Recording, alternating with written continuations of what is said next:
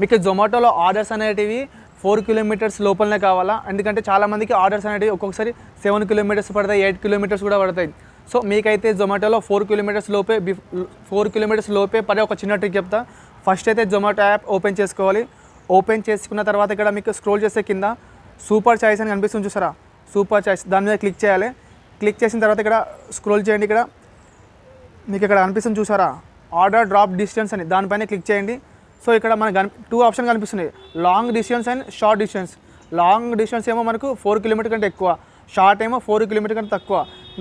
నాకైతే 4 కిలోమీటర్ కంటే తక్కువ కావాలి కాబట్టి నేనైతే 4 కిలోమీటర్ కంటే తక్కువ అంటే షార్ట్ డిస్టెన్స్ చూజ్ చేసుకుంటున్నా.